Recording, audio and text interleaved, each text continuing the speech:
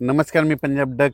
तर राज्यातल्या शेतकरी सांगू इच्छितो की राज्यात सध्या तरी असा खूप मोठा पाऊस नाही.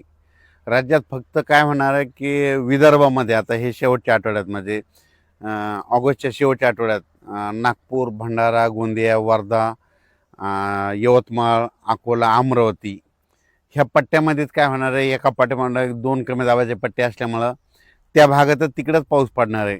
ते पाऊस मग आपला इकडं महाराष्ट्राकडे येणार नाही, आपलं मराठवाड्याकडं, पश्चिम महाराष्ट्राकडे येणार नाही म्हणून हा अंदाज लक्षात.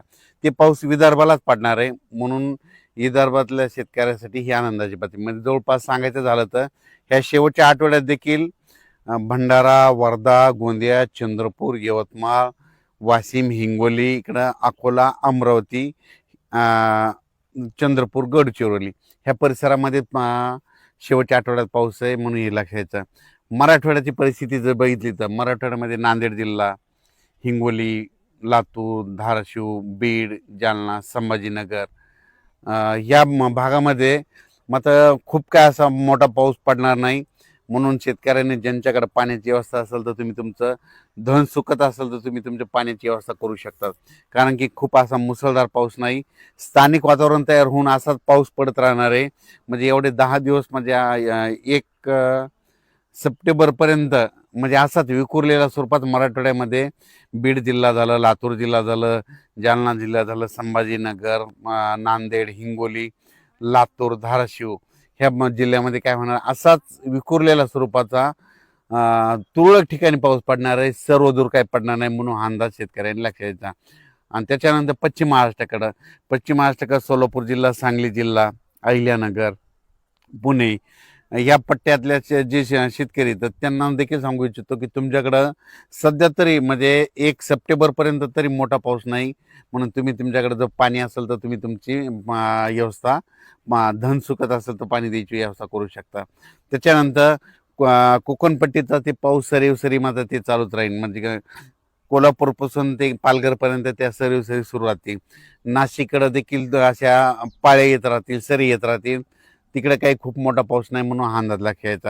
त्याच्यानंतर इकडं नंदुरबार जिल्हा, धुळे जिल्हा, जळगाव जिल्हा आणि हे बुलढाणा जिल्हा तिकडे काय होणार आहे, ह्या शेवटच्या आठवड्यात एका पाठोपाठ एक दोन कमी दाबाचे पट्टे जात असल्यामुळं शेवटच्या आठवड्यात मात्र त्या धुळे जिल्हा, जळगाव जिल्हा, नंदुरबार, बुलढाणा, अकोला, अमरावती ह्या पट्ट्यामध्ये काय होणार आहे, त्या परिसरामध्ये पाऊस पडणार आहे म्हणून हा अंदाज लक्षात. पण राज्यात सर्वदूर सगळीकडे पाऊस पडेल असं काही सध्या तरी परिस्थिती नाही.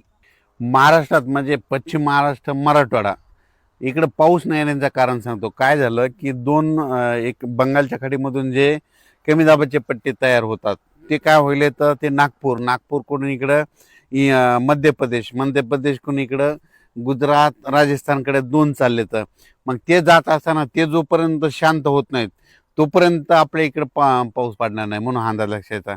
तसंच आता देखील परत दोन कमी दाबाचे पट्टे आहेत, ते लो प्रेशर आहेत, ते जाणार आहेत. त्याच्यामुळे काय होणार आहे, ते विदर्भातच पाऊस पडणार आहे.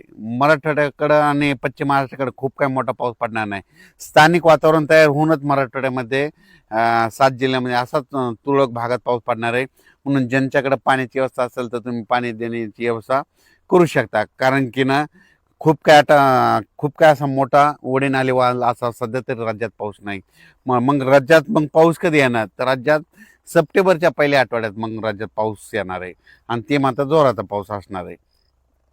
सध्या फक्त वरुणराजाची बॅटिंग फक्त विदर्भाकडेच आहे, म्हणजे त्यांच्याकडेच आहे. कारण की ना मग त्याच्यामध्ये कोणतं सांगतो की परत एकदा सांगतो, वर्धा, नागपूर, भंडारा, गोंदिया, चंद्रपूर, यवतमाळ, इकडं अकोला, अमरावती, पुन्हा मध्य प्रदेशचे जे लगतचे तालुके आहेत मोर्शी, अचलपूर, दर्यापूर, त्याच्यानंतर इकडं परतवाडा, इकडं जळगाव, जामोद ह्या पट्ट्यामध्येच काय होणार आहे, ह्या शेवटच्या आठवड्यात मध्ये 30 ऑगस्टपर्यंत त्या परिसरामध्येच विदर्भातच पाऊस पडणार आहे.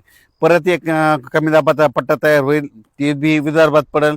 पण त्याचा पाऊस खूप खूप लय झालं तर ह्या शेवटच्या आठवड्यात काय होईल की नांदेड जिल्हा एक घेईल, त्याच्यामध्ये हिंगोली एक घेईल, त्याच्यानंतर परभणी जिल्ह्यात काय भाग घेईल. म्हणून तिथपर्यंत परभणी जिल्ह्यातच येईल.